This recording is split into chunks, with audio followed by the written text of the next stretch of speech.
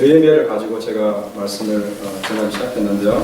주제를 회복과 부흥이라 이렇게 잡고 계속해서 지금까지 강의 말씀을 전했는데 제가 지난주에 10장 말씀을 전하고 이제 또 말씀을 전하기 위해서 쭉 성경을 보는데 11장과 12장은 설교 말씀을 하기에 상당히 어려운 특별한 우리에게 영적인 교훈이 없는 그런 부분입니다. 그래서 건너뛰고 오늘로서 13장을 이렇게 여러분께 강의 설교를 드리고요. 느헤미야 말씀은 마치도록 하겠습니다. 오늘은 13장 말씀을 가지고 지도자의 부재라는 제목으로 함께 은혜를 나누고자 합니다. 사회 조직이건 국가 조직이건 어떤 조직도 사람들이 모여서 결성된 조직입니다. 사람이 없으면 조직이 결성될 수가 없겠죠. 그런데 그 조직에서 한 사람이 빠져나간다고 가정할 때 일반 구성원 한 사람이 빠져나가는 경우와 지도자 한 사람이 빠져나가는 경우는 천양지차의 결과를 가져오겠죠.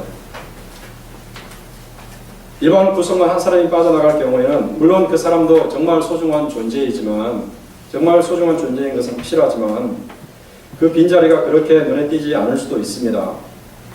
그러나 지도자의 경우는 다르겠죠. 많은 사람들 중에서 한 사람이 나가는 것과 한 사람 중에서 한 사람이 나가는 건 다르겠죠. 그래서 지도자가 없을 때는 그 빈자리가 엄청나게 큰 법입니다. 그 지도자의 부재로 인해서 큰 문제가 일어날 수도 있습니다. 꼭 지도자가 없다고 해서 문제가 발생한다라는 공식은 없지만 지도자가 없음으로 인해서 파생되는 여러 가지 어려움이 있을 수가 있습니다. 모세가 이스라엘 백성을 이끌고 시내산에 도착한 다음에 하나님의 부르심을 받아가지고 십계명을 받으러 이 산꼭대기에 올라간 일이 있었습니다. 그는 산 아래에 백성들을 남겨두고 자기가 내려올 때까지 경건한 모습으로 있으라고 얘기를 했어요. 산꼭대기에서 40일 동안 지내면서 하나님께 기도하고 또 하나님으로부터 십계명 돌판을 받았습니다. 그런데 그 기간 동안 이 40일 기간 동안 산 아래에서는 엄청난 일이 벌어집니다. 산 아래에 있던 이스라엘 백성들은 모세가 길어야 1주 내지 2주 안에 내려올 것이라고 예상을 했습니다. 그런데 아무리 기다려도 모세가 내려오지 않습니다. 그래서 이스라엘은 엉뚱한 짓을 하기 시작하는데요. 출애굽할 때 가지고 왔던 이 금부치들을 모아가지고 이것을 불에 녹여서 거대한 금신상을 만듭니다. 금송아지 형상의 신상을 만들어가지고 그것을 높이 세워놓고 그 안에서 춤을 추면서 그렇게 그 금송아지를 경배합니다. 이 금송아지가 자기들을 출애굽시켰다고 찬양하고 또 이 금송아지가 자기들을 가나안 땅으로 인도해 드릴 것이라고 찬양합니다. 이는 여호와를 저버린 명백한 우상 숭배였습니다. 지도자 모세가 없는 동안 이스라엘은 산 아래에서 후퇴한 것이죠. 신약 성경을 보면 바울의 경우도 비슷한 사건을 만납니다. 그가 고린도 교회를 개척해서 잘 성장시킨 다음에 또 다른 지역으로 가서 복음을 전했습니다. 그래서 이 복음을 전하기 위해서 이 고린도 교회를 한동안 떠나 있어야 됐는데 그렇게 지도자가 없는 기간에 고린도 교회 성도들은 각종 부도덕한 일에 연루되기 시작했습니다. 여러분들이 고린도전서와 이 고린도후서를 읽어보면 아시겠지만 각종 성적인 타락과 시기와 다툼과 분쟁 등이 일어났고 또 거짓 교사들, 거짓 사도들을 받아들였습니다.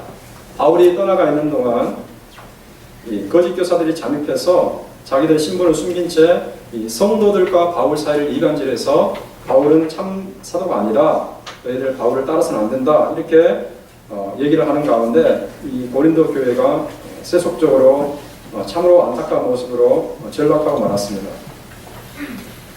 물론 이후에 바울이 이 문제를 보고 바꿔서 많은 노력을 기울인 끝에 바로 잡았지만 정말 후유증이 큰 일이었습니다. 이처럼 지도자가 없을 경우에 사람들은 쉽게 죄를 범할 수도 있고 그 조직의 정체성이 흔들릴 수도 있습니다. 그만큼 지도자의 부재는 그 조직에 큰 타격을 입힐 수 있는 것입니다. 이러한 사실이 오늘 우리가 읽은 느헤미야 3장에 13장에 잘 나타나 있습니다.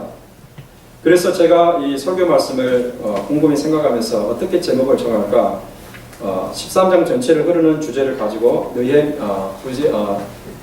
지도자의 부재라 이렇게 정하는 것이 옳겠다 생각해서 지도자의 부재라는 말씀으로 봅니다. 원래 페르시아 황제 술가논으로 있던 오늘날로 말하자면 비서실장으로 있던 느헤미야가 여러분이 잘 아시는 것처럼 조국 예루살렘 재건하기 위해서 이 예루살렘으로 돌아옵니다. 안락한 삶을 저버리고 모든 것을 정리하고 조국으로 돌아옵니다. 지위는 총독이었죠. 예루살렘의 총독, 유다의 총독입니다. 성벽을 재건하고 영적인 개혁을 단행하면서 유다 사회를 안정시켰습니다. 느헤미야는 큰 일을 한 거죠. 그렇게 총독으로 12년을 지낸 후에 우리가 지난주까지 10장까지 보았는데 그 10장까지 이야기는 총독에 있었던 첫 해에 있었던 일입니다. 그 후로 12년을 더 지냅니다.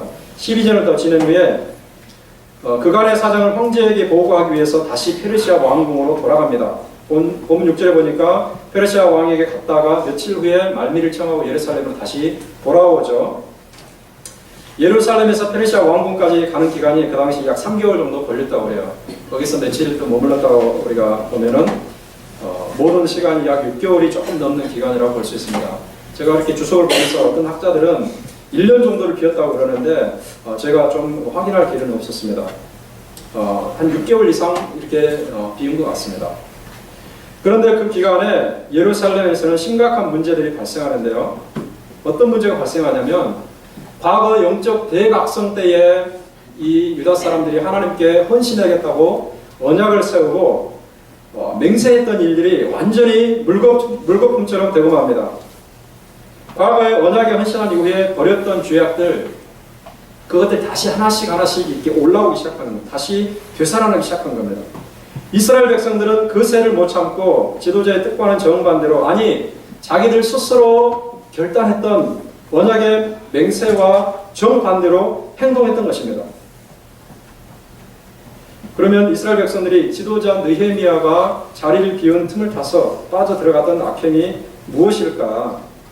느헤미야는 이후에 그 사실을 알고서 본문에 정확하게 기록을 해놨습니다.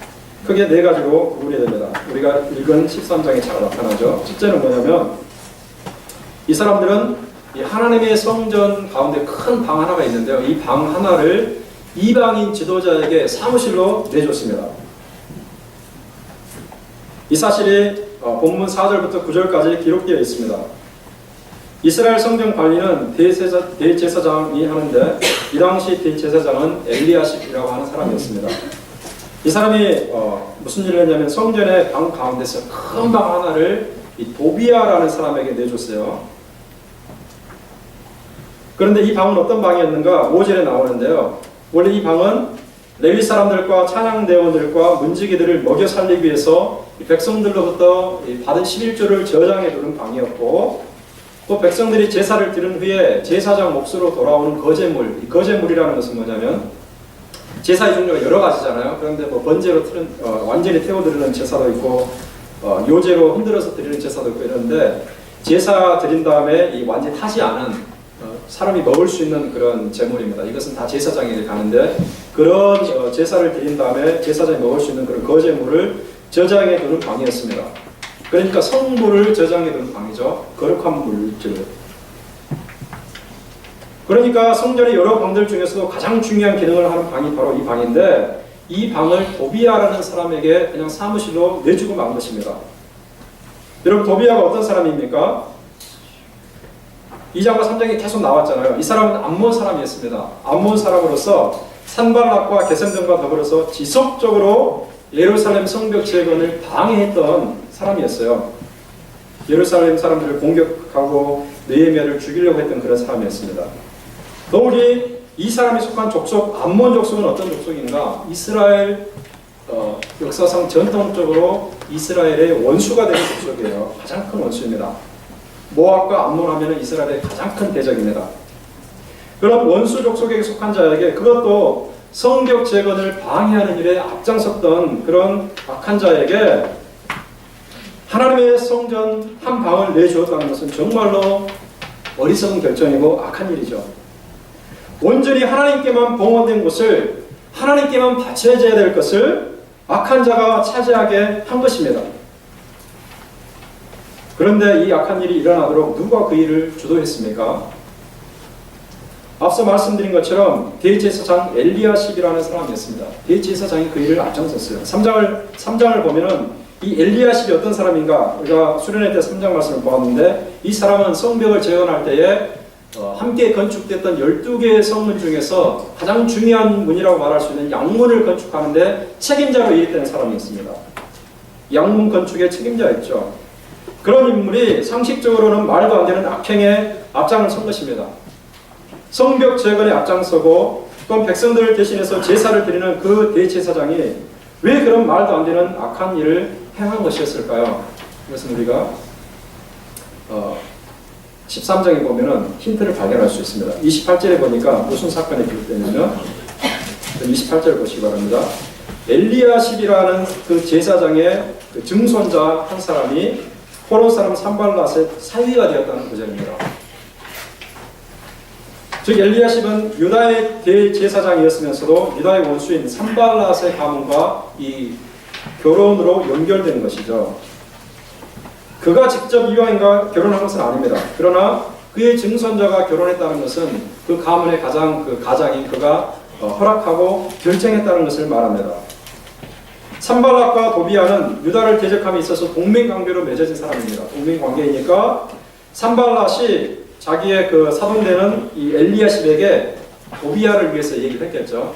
도비아가 방이 하나 필요한데 성전에 쓸만한 방이 있는 것 같은데 하나를 내주면 어떻겠어. 그러니까 이 엘리야십이라는 대제사장이 사돈되는 산발랏의 의견을 참조해서 도비아에게 그냥 내준 겁니다. 깊이 생각한 것 같지 않아요. 하나님의 거룩한 성전은 그냥 이방인에게 그냥 내주었습니다. 더욱이 그 일이 가능했던 것은 무엇보다 제가 앞서 말씀드린 대로 강력한 지도자가 자리를 비웠기 때문이었어요. 아무리 그럴 생각이 있어도 느헤미야가 총독의 자리를 굳건히 지키고 있다면 여러분 어떻게 했겠습니까? 느헤미야가 두려워서라도 그 일을 하지 못했겠죠. 그런데 느헤미야가 자리를 비우니까 이제 두려울 것이 없어지고 엘리야십이 대제사장의 권한으로 그 방을 그냥 내준 겁니다. 누가 말할 사람이 없었어요. 그러나 눈에 보이는 지도자가 있을 때는 그를 두려워해서 벌벌 떨지만 그가 자리를 비울 때는 조금도 두렵지 않아서 그렇게 하나님의 성전을 더럽힌다면 이는 하나님을 제대로 아는 태도라고 할 수가 없습니다. 하나님을 아는 태도가 아니겠죠. 유다 사회의 지도자는 물론 총독 느헤미야였지만 이스라엘 백성들은 그들 위에 계시는 느헤미야 위에 계시는 여호와 하나님을 최고 지도자로 알고 있어야 됐는데 이것이 부족한 것 같아요. 느헤미야만 보이고 그 이후에 계신 하나님이 보이지 않은 것입니다. 하나님은 항상 불꽃 같은 눈동자로 살피고 계시기 때문에 이 사실을 우리가 기억한다면 엘리야십처럼 하나님의 거룩한 성전을 세속적인 용도로 내어주지 않을 것입니다. 느헤미야는 예루살렘에 돌아와서 이 기가 막힌 행동을 발견하게 됐어요. 기가 막힌 악행을 알게 됐어요. 그리고 그는 조금도 주저함이 없이 도비아의 모든 세간을, 즉 그 성전 그 한 방에 가득 채워져 있었던 느헤미야의 책상이며 느헤미야의 모든 물건을 그냥 조금도 불쌍히 여기는 마음 없이 성전 밖으로 전부 다 던지고 말았습니다. 그것으로 그치지 않고 한동안 그렇게 이방인에 의해서 더럽혀졌던 그 방을 깨끗하게 했어요. 깨끗하게 한 다음에 다시 하나님의 성물들을 거기에 들여놓았습니다. 하나님의 성전을 다시 하나님께 봉헌하는 일을 하는 것입니다.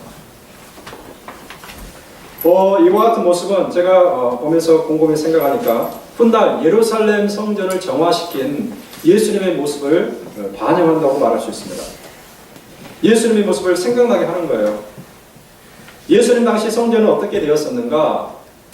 환전성들이 예루살렘 성전에 자리를 잡으면서 장사치들이 자리를 잡으면서 성전을 더럽힐 대로 더럽혔습니다.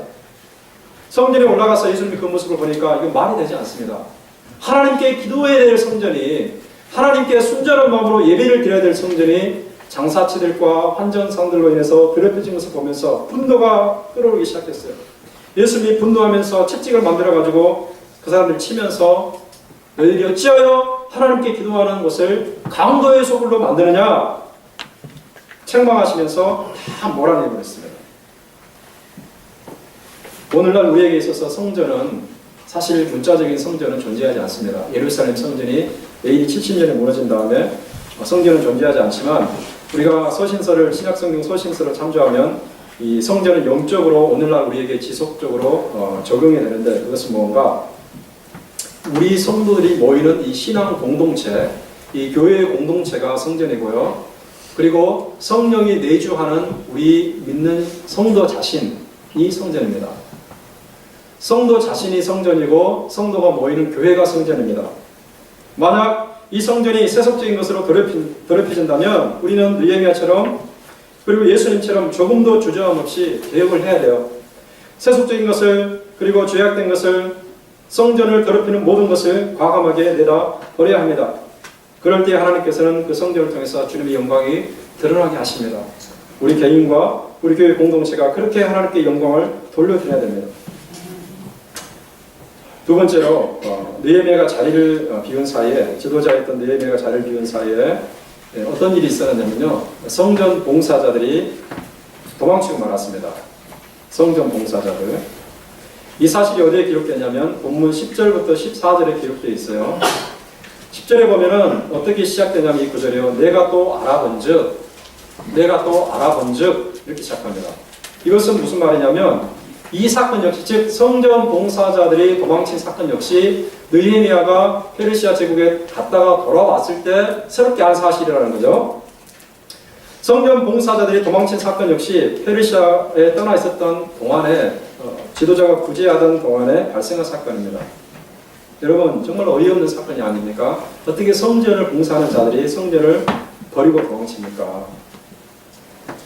성전에 있어서는 안 될 이방인 지도자가 성전의 한 방을 사무실로 차지해서 앉아있는가 하면은, 이와는 반대로 매일같이 성전에서 봉사해야 될 성전 봉사자들은 자리를 도망가버리고 있는 이 안타까운 현실, 이러한 현실은 도무지 상식적으로 이해가 되지 않는, 아무리 생각해도 앞뒤가 맞지 않는 어처구니 없는 일입니다.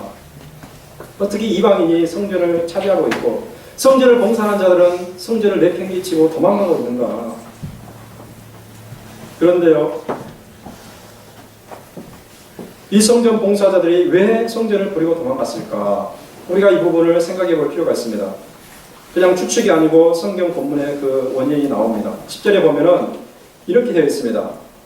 이 사람들은 원래 자기 사업체가 없는, 요즘으로 치면은 사업체가 없는 사람들입니다. 생업이 없는 사람들입니다. 그래서 성전을 봉사하면서 성전에 바쳐지는 물질을 먹고 살아가는 사람들이죠. 그런데 느헤미야가 자리를 비운 사이에 이스라엘 백성들은 이 사람들을 위한 물질을 제공하지 않았습니다. 12절에 따르면 그것이 무엇이냐면 곡식의 11조요, 새 포도주의 11조요, 기름의 11조였습니다. 여기서 11조라는 단어 하나만 나타나지만 제가 원문을 보니까 각각을 수식하는 말입니다. 그러니까 곡식의 11조요, 새 포도주의 11조요, 기름의 11조인데 백성들이 이것을 성전에 내지 않고 그 다음에 이 책임자였던 대제사장 엘리야십 역시 그런 것에 신경을 쓰지 않고 그 다음에 백성의 지도자들도 그렇게 그걸 중요하게 생각하지 않았어요. 그래서 먹고 살 길이 막막하니까 레위 사람들과 찬양대원들이 단지 생계를 위해서 그냥 도망친 거예요. 생계를 위해서 도망쳤습니다. 그러나 오래전에 하나님께서는 모세 시대 때부터 이 사람들을 이스라엘이 돌봐야 한다고 하시면서 율법을 정해주셨는데요. 신명기 12장 19절에 보니까 이렇게 말씀합니다. 너는 삼가, 이 너라는 것은 이스라엘 백성 전체를 말합니다. 너는 삼가 내 땅에 거주하는 동안에 레위인을 저버리지 말지니라. 느헤미야는 예루살렘에 돌아온 직후에 이 사실을 알고서 이 기가 막혀가지고 대책을 세우는데요. 먼저 11절에 보니까 어떤 대책을 세우냐면은 민장들을 불러다가 꾸짖는 일을 합니다. 민장들은 무슨 말이에요? 백성의 장로들. 그러니까 백성 중에서 나이가 많은 장로들, 지도자들을 위치에 있는 분들입니다. 이 사람들이 레위 사람 문제에 책임이 있었기 때문에 느헤미야가 이 사람들을 꾸짖는 거죠. 백성들은 11조를 내지 않았고 민장들도 이를 방관함으로써 레위 사람들이 도망치도록 원인을 제공한 것입니다. 그래서 느헤미야는 이 사람들을 꾸짖은 다음에 멀리 도망쳤던 레위 사람들을 다시 불러다가 그 자리에 세우고 일을 하게 합니다. 그리고 다시 그들이 먹고 살 길을 열어줍니다. 이렇게 해서 생계 문제로 성전에서 도망쳤던 레위 사람들 문제가 일단락이 되고 해결이 됩니다. 당시 제사장들과 성전 봉사자들, 이런 직무를 가지고 있던 사람들은 이 레위 사람들은 통칭해서 오늘날과 비교하면 목회자들과 비교가 된다고 말할 수가 있습니다.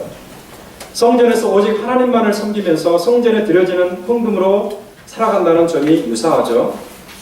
느헤미야 당시 이스라엘 백성들은 그 레위 사람들을 하찮게 생각해가지고 그냥 그들이 받아야 될 물질을 주지 않아서 성전에서 도망치게 하는 원인을 제공했지만 오늘날 교회 성도들 중에서 이런 분들은 없는 것 같아요. 목회자들에게 뭐 사례비를 안 줘가지고 목회자가 도망친 것을 제가 들어본 적은 거의 없는 것 같습니다. 물론 한국의 그 시골 섬이라든지 강원도 꼴짝이라든지 이런 데서 사역하는 분들은 정말 그 사례비가 없어가지고 목회를 그만뒀다는 그런 얘기를 종종 가끔씩 듣지만은 일반적으로 이런 일은 없는 것 같아요.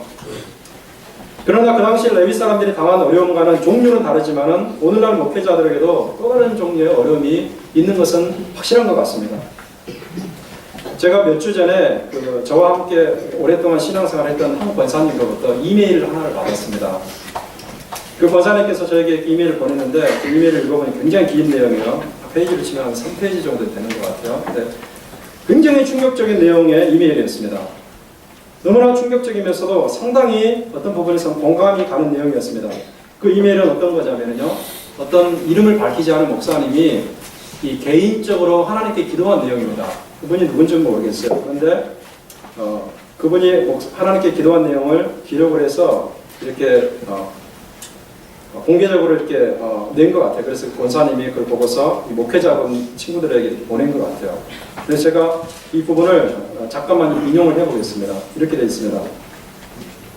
하나님, 저는 하나님께 화가 났습니다. 중간에 생략하고요. 어떤 일은 살다가 문제라도 생기면 목사 탓을합니다. 중간에 생략하고요. 사람들은 목사의 참 얼굴을 싫어하는 것 같습니다. 그래서 목사는 슬픔이나 분노나 절망을 느껴서도 안 되고 표현해서도 안 됩니다.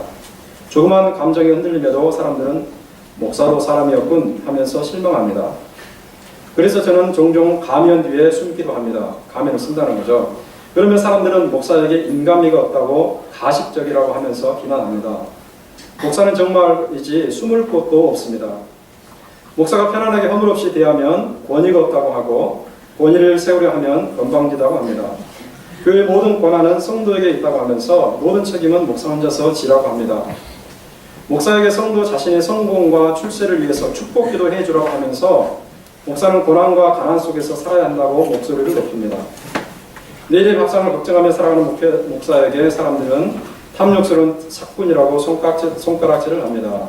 목사는 이래도 저래도 주의냅니다. 후랴.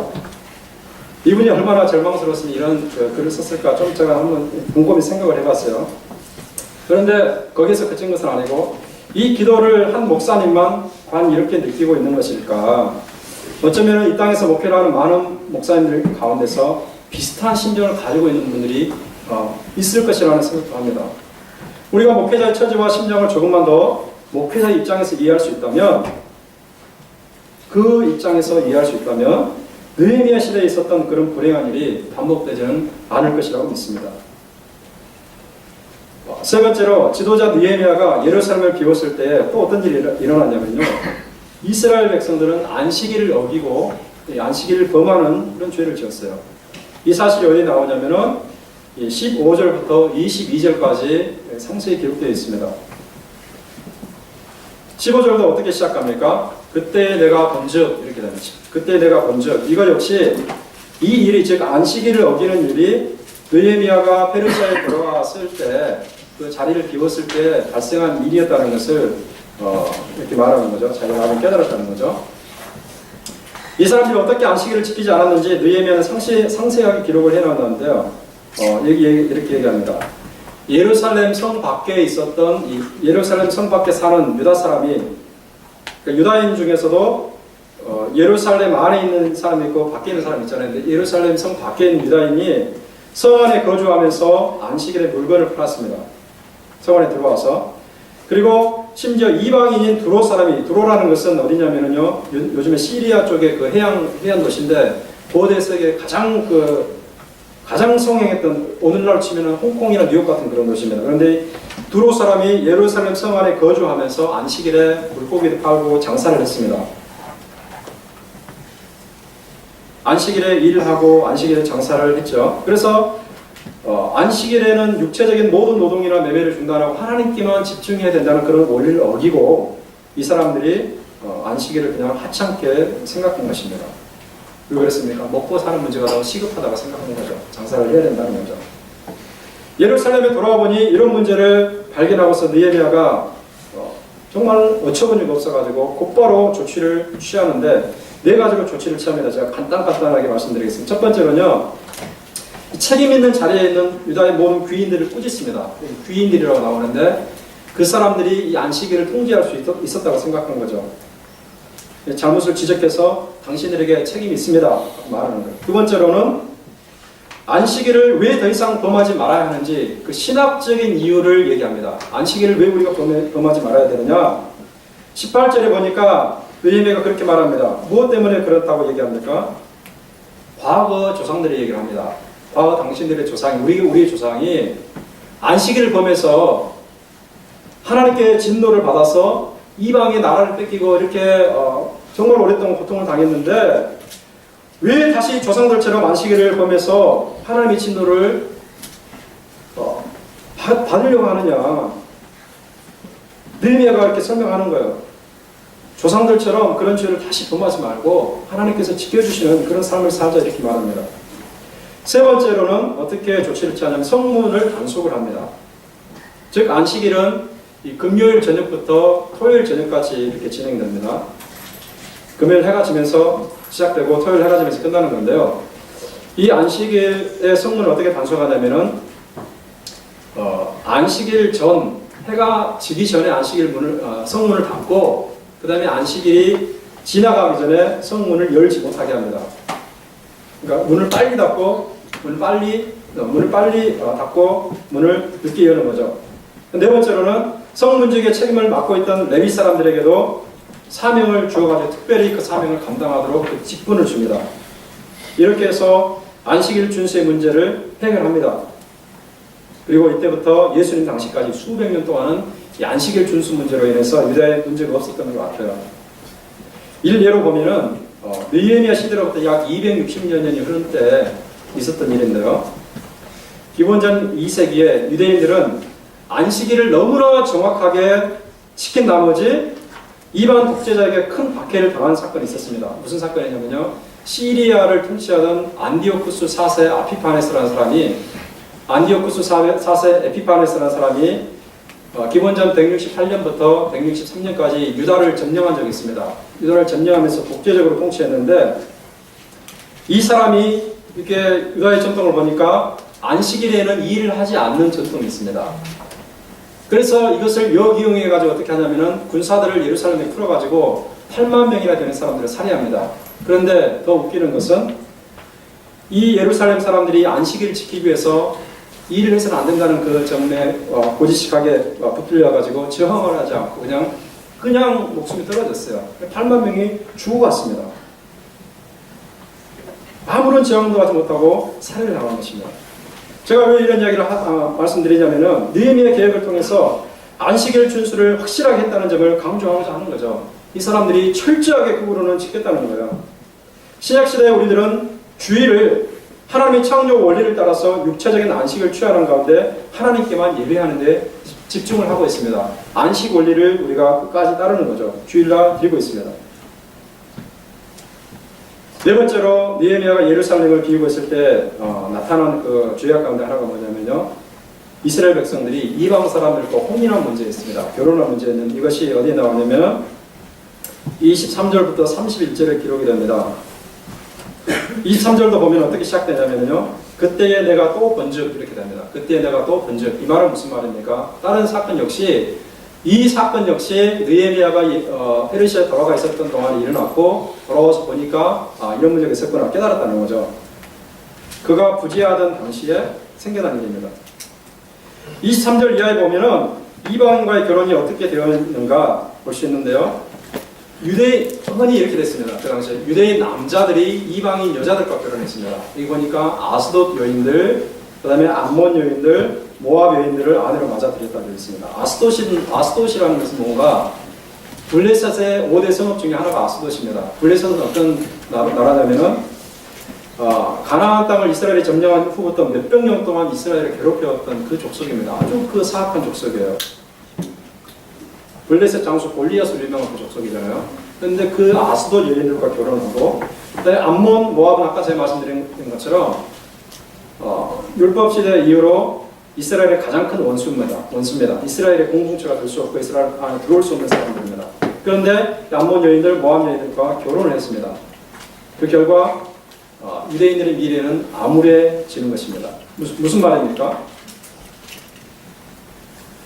이방인 여인들과 결혼을 통해서 생겨난 자녀들의 문제예요. 24절에 보니까 이 자녀들에게 문제가 생겨나는데 무슨 문제입니까? 이 자녀들은 유대인이면서도 유대 말을 못하고 이방의 방언만 절반 정도 했다 이렇게 되어 있습니다. 이방의 방언, 아스돗 언어, 모압 언어, 암몬 언어를 절반 정도 했다는 거죠. 왜 이런 일이 생겨날까요, 여러분? 아이들을 잘 생각하면 답을 얻을 수 있겠죠. 아이들은 아버지와 함께 있는 것보다는 어머니와 함께 있는 시간이 훨씬 더 많습니다. 더군다나 그 당시에는 농경사회이기 때문에 아버지 일을 하러 나가고 어머니가 집에 있잖아요. 그러니까 아이들의 교육은 어머니 담당입니다. 유대 사회에서 전통적으로 어머니가 중요한 까닭이 그것이에요. 어머니는 집에 있으면서 아이들에게 율법을 가르치고 그들의 하나님이 여호와인 것을 가르쳤습니다. 그런데 어머니가 이방인이다 보니까 어머니를 통해서 이 아이들이 이방 언어를 배웁니다. 아수드 언어를 배우고 모압 언어, 암몬 언어를 배우고 이 언어만 배우는 것이 아니라 어머니의 사상과 어머니의 문화를 배웁니다. 어머니의 사고방식이 익숙해집니다. 어머니의 정서에 익숙해집니다. 그래서 히브리어를 하지 못하고 이방 언어만 하게 되는 거예요. 그런데 문제가 여기서만 그친다면 그나마 다행이지만 문제가 훨씬 더 복잡해져요. 어떻게 복잡해지냐면요. 이 사람들이, 이 자녀들이 히브리어를 하지 못하니까 어떤 문제가 발생합니까? 히브리어로 된 율법을 배우지 못합니다. 히브리어로 된 율법을 배우지 못하니까 율법에 나타난 하나님을 어떻게 알 수 있겠습니까? 하나님을 알 수 없으니까 하나님을 섬기지 않고 우상들을 섬기게 되는 것입니다. 그렇다면 이스라엘의 미래를 어떻게 보장할 수 있겠습니까? 하나님을 섬기지 않는 세대가 일어나는데 이스라엘의 미래를 보장할 수가 없는 거예요. 그래서 이것이 문제가 되는 거예요. 뿐만 아니라 이런 자녀들의 문제뿐만 아니라 어른 사회에서도 문제가 생깁니다. 무슨 문제냐면요. 아내들의 영향으로 인해서 우상 숭배 문화가 퍼져나갑니다. 이것은 단순한 추측이 아니라 26절에서 느헤미야가 우리에게 말씀하듯이 과거 솔로몬의 시대에 선례가 있습니다. 느헤미야가 솔로몬의 얘기를 합니다. 솔로몬이 이방 여인들과 결혼해가지고 이방 여인들이 가지고 온 바알신, 아세라신, 온갖 각종 우상들을 섬기고 온 이스라엘에 퍼져나가지 않았느냐. 그런데 너희가 어찌하여 이와 같은 잘못을 되풀이하려고 하느냐. 이렇게 말하는 것입니다. 그래서 이 느헤미야가 이 사람들에게 다시는 이방 사람들과 결혼하지 못하도록 맹세를 시킨 다음에 하나님께 만약에 다시 한번 이런 죄를 범하면 절대로 용서하지 않겠다고 선언을 합니다. 느헤미야의 강력한 대처와 계획이 효과가 발휘한 것인지 그 이후로는 유다 사회에서 이방인들과 결혼하는 문제는 크게 부각되지 않았습니다. 제가 언제 한번 말씀드린 것 같은데 얼마나 이 사람들이 이방인과의 결혼을 금기시했냐면요. 만약에 자녀 중에 한 사람이 이방인과 결혼하면 그 자녀를 오늘날 우리들의 말로 치면 호적에서 파버렸어요. 장례식을 치렀습니다. 그 아이 이름을 기록해 놓고 장례식을 치를 정도로 이방인과 결혼이 어려워졌습니다. 이상과 같이 느헤미야는 자신이 지도자로서의 자리를 비운 사이에 유다 사회에 발생했던 문제를 바로잡고 다시 과거 대각성의 상태로 되돌려 놓았습니다. 오늘날 이 일은 우리가 믿음의 주님으로 섬기는 예수님께서 궁극적으로 하시는 일로 받아들입니다. 그런데 여기에서 우리가 주목해야 될 것이 한 가지 있습니다. 그것은 무엇인가? 느헤미야가 없던 그 시대에 어떤 그 시간에 이스라엘 백성이 범했던 그 죄악들이 무슨 죄악이었는가? 모두 다 영적인 대각성의 때에 자기들이 버렸던 죄악, 자기들이 다시는 반복하지 않겠다고 맹세했던 죄악들이라는 거죠. 과거에 버린 것을 다시 가지고 온 것입니다. 여러분 지난주에 우리가 10장 말씀 설교 드렸잖아요. 이들은 어떻게 약속했냐면요. 성전을 잘 관리하고 지키겠다고 약속을 했어요. 그리고 성전세를 내고 성전 유지에 필요한 모든 물품을 다 공급하겠다고 약속했습니다. 온전한 11조를 바치겠다고 굳게 맹세했습니다. 안식일을 지키겠다고 굳게 맹세하고 이방 사람들과 절대로 혼인하지 않겠다고, 만약 혼인하는 사람이 있으면 정리하겠다고 맹세했습니다. 그런데 이 모든 것이 12년이 지난 후에 지금 무너지고 있습니다. 지도자 느헤미야가 예루살렘을 비운 상황이 되자 이 사람들은 자기들의 입으로 했던 이 맹세를 스스로 어기고 말았어요. 그러므로 우리의 맹세라는 것은 정말 믿을 만한 것이 되지 못하는 것 같아요.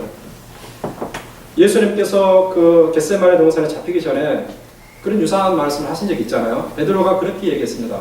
주님, 모두가 주님을 버린다 할지라도 저만큼은 주님을 버리지 않겠습니다. 라고 굳게 맹세했는데 하루도 지나가기 전에 그 맹세를 어기고 말았어요. 헌신하겠다는 다짐을 정말 믿을 수 없는 것 같아요. 매적한 우리의 모습이 여기 반영되어 있는 것 같습니다. 그래서 우리에게는 무엇이 필요합니까? 우리를 매 순간순간 지도해야 될 예수님의 다스리심, 예수님의 통치가 필요한 거예요. 느헤미야 13장에 나타난 지도자 느헤미야는 영적인 측면에서, 구속사적인 측면에서 예수 그리스도를 예표하는 인물입니다. 그러나 느헤미야보다 예수님은 더 완전한 지도자이시죠. 느헤미야도 사람이었습니다. 그러나 예수님은 완전하신 분입니다. 인간 지도자는 항상 함께 있지 못합니다. 항상 함께 옆에서 지도할 수 없습니다. 느헤미야가 그랬잖아요. 함께 있을 수 없어요. 감시는 도도가 안 되죠. 그러나 우리에게는 희망이 있습니다. 우리 눈에 보이지 않지만 언제나 졸지 아니하시고 깨어서 우리를 지키시고 우리의 마음을 다스려 주시는 예수님이 있기 때문에 우리에게는 희망이 있는 것입니다. 그러나 중요한 것은 무엇입니까? 예수님이 있지만, 예수님께서 우리를 다스리시지만 그 예수님을 우리 마음으로 주인으로 인정하느냐, 인정하지 않느냐, 이것이에요. 예수님은 강제로 우리를 다스리지 않습니다. 이것은 영적으로 여러분 잘 알아야 될 원리입니다. 구원도 강제로 주어지지 않습니다. 우리가 중생하는 것도 강제로 되지 않습니다. 예수님도 우리의 마음을 다스리기를 원하는 강제로 되지 않습니다. 우리가 순기능적으로, 호의적으로 우리의 마음을 예수님께 드림으로써 되는 것입니다. 우리가 예수님을 우리 마음을 다스리는 분으로 인정한다면 우리는 느헤미야 시대의 사람들과 달리 엉뚱한 악을 피할 수가 있을 것입니다. 모든 순간을 예수님이 불꽃 같은 눈동자로 지켜보시는 가운데 우리를 통치하고 계신다는 사실을 먼저 우리가 인정을 하고, 그럴 때에야 우리는 영적 각성의 때에 우리 스스로 했던 맹세를 어기지 않고 그 언약에 충실할 수가 있습니다. 주님이 다스리기 때문에, 주님이 내 마음을 간섭하기 때문에, 주님께서 지켜보고 계시기 때문에 우리가 주님께 했던 맹세와 언약을 지킬 수 있는 거예요. 세속적인 악에 빠지지 않고 항상 하나님을 기쁘시게 할 수 있는 것입니다. 민수기 16장에 보면은요, 참으로 안타까운 사건 하나가 나오는데, 이스라엘 백성이 하나님께서 보낸 지도자 모세를 인정하지 않고 대적한 사건이 나옵니다. 그 결과 이들이 어떻게 되었는가? 정말 참혹한 일이 발생합니다. 땅이 갈라지면서 모세를 대적했던 모든 사람들이 다 땅 아래 함몰돼서 멸망하고 갑니다. 정말 참혹한 사건입니다. 이것은 뭐를 보여주는가? 우리가 우리의 유일한 지도자 예수님의 통치를 거부한다면, 예수님을 인정하지 않는다면, 예수님을 지도자로 받아들이지 않는다면 우리의 삶은 형통하지 않을 것이고 우리는 멸망할 것이라는 것을 보여주는 거예요. 멸망을 스스로 자처하는 행위가 되고 마는 것입니다. 그러므로 우리 삶에는 예수님이 안 계시는 때가 단 한순간도 없게 해야 됩니다. 예수님이 항상 우리 마음을 다스리게 해야 돼요. 항상 기도하는 가운데 예수님을 우리의 마음으로 주인으로 인정해야 됩니다. 예수님께서 우리 마음을 다스리도록 우리 마음을 주님께 내어드려야 됩니다. 예수님의 부재는 우리의 삶을 멸망으로 이끕니다. 우리의 참 지도자 예수님의 통치를 받아야 우리는 우리 자신을 이기고 우리의 죄악된 본성을 이기고 세상을 이기고 하나님께 영광 돌릴 수 있어요. 우리 삶은 예수님의 통치 아래에서만 형통할 수 있습니다. 주님이 우리 마음을 다스리도록 우리 마음을 내어드려야 됩니다. 이 가운데서 하나님께 영광을 돌려드리고 형통한 삶을 살아갈 수 있기를 주님의 이름으로 축원합니다.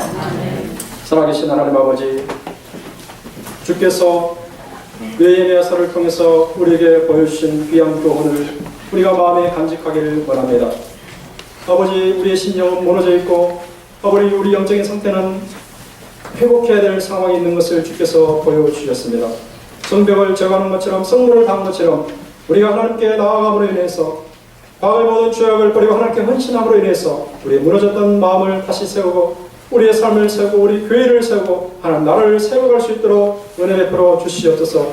그리고 매 순간순간 우리의 마음을 다스리시는 예수님께 우리 마음을 내어드리면서 예수님이 우리 마음을 통치하도록 아버지 그렇게 순종하는 삶, 주님과 동행하는 삶, 주님의 뒤를 따라가는 삶을 살아갈 수 있도록 은혜 베풀어 주시옵소서. 이와 같은 삶이 형통할 것이며 이와 같은 삶이 하나님께 영광을 돌려드릴 것이며 이와 같은 삶이 세상의 빛과 소금으로 나타나는 삶이 될 줄 믿습니다. 은혜 베풀어 주시옵소서. 우리의 생명 되신 예수님의 이름으로 기도하옵나이다. 아멘.